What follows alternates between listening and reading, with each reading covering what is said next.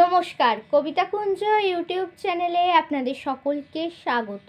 আমার আজকের নিবেদন কবিতা মেনি, কবি কুমুদ রঞ্জন মল্লিক।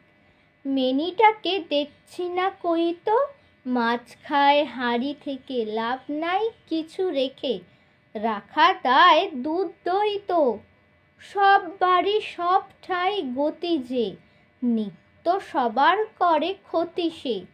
ছেলেদের বিছানায় আরামেতে ঘুম যায়, করে না কো উৎপাত বই তো।